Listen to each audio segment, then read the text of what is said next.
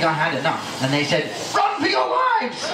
They got their legs back on the ground and they waddled back to their dungeon as quickly as they could, leaving the food behind. The gypsy girls picked up their eggs and their ham and returned to the gypsy camp. And that might have been the end of the whole story right there, but for one thing. She saw two wounded cheetahs lying close to each other. She knew exactly what to do. She ran over to the first cheetah and pulled the arrow out of his tail.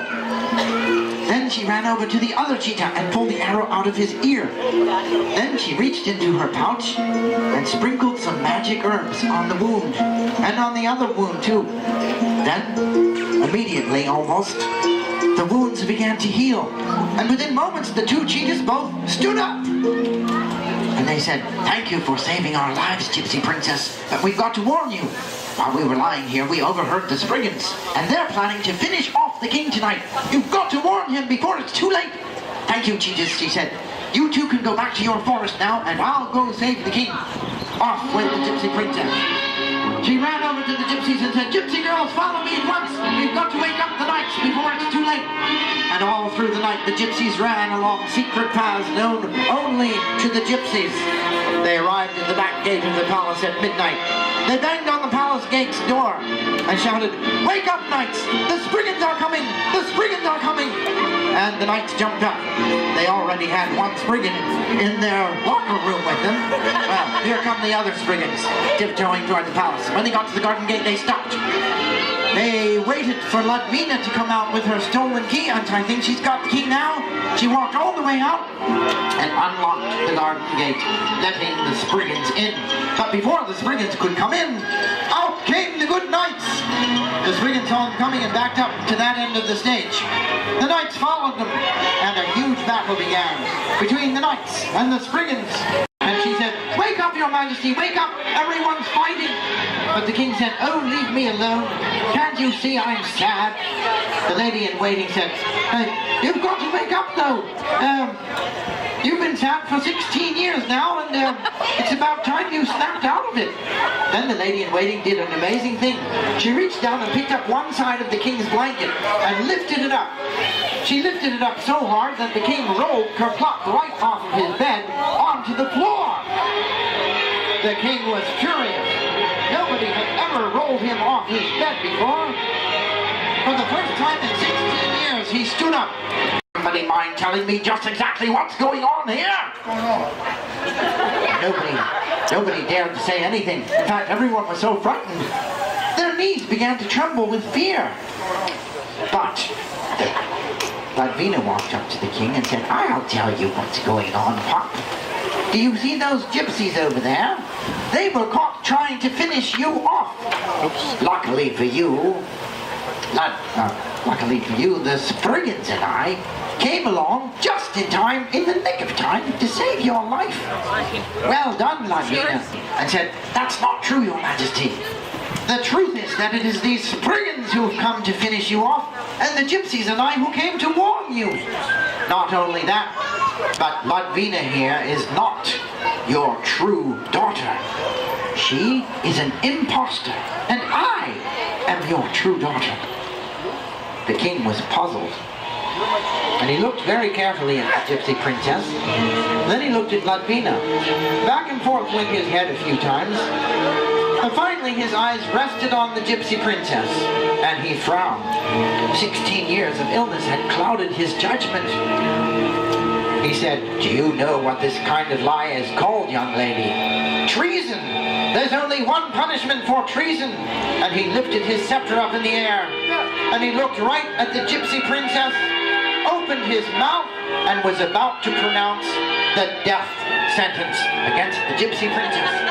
But just then, the palace gates flew open, and a unicorn came galloping in and said, "Your Majesty, before you pronounce judgment, think twice."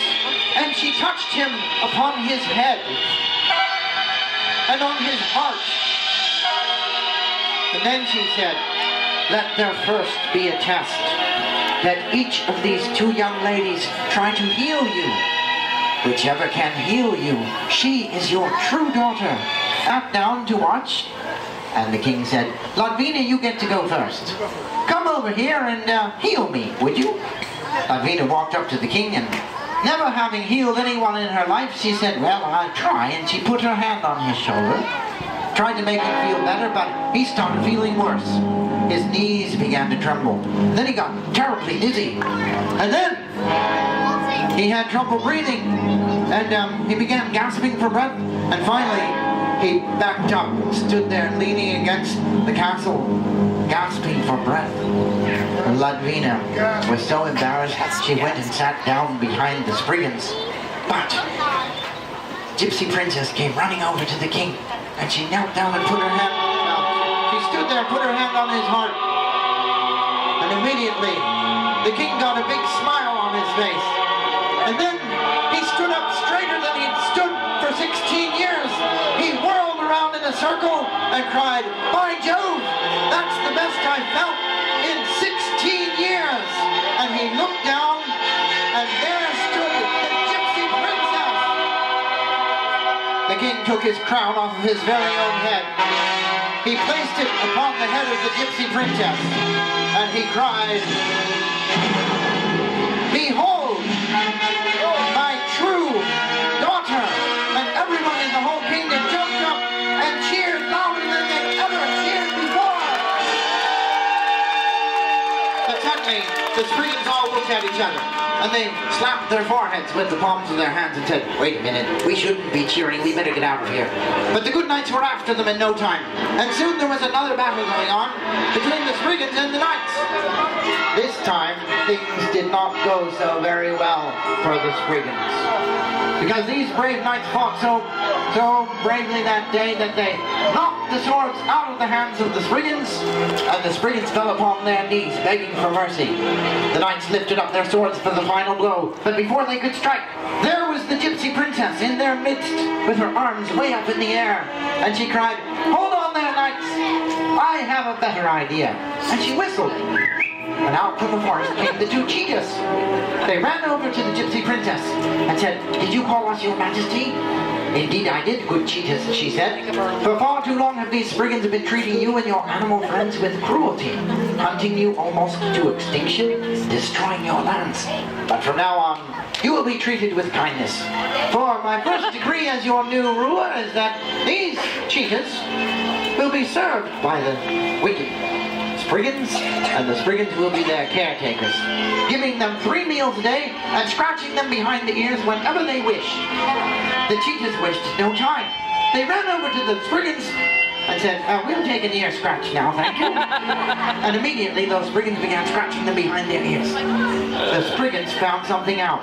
Being kind was even more fun than being wicked. They were so excited about this discovery, they began swirling their tails. Everyone's hands flew up over their heads, and everyone in the whole kingdom started snapping their fingers in the air and swirling around in circles. Around and around they went, faster and faster. Then the cheetahs started swirling around too. Yeah, they swirled around in circles.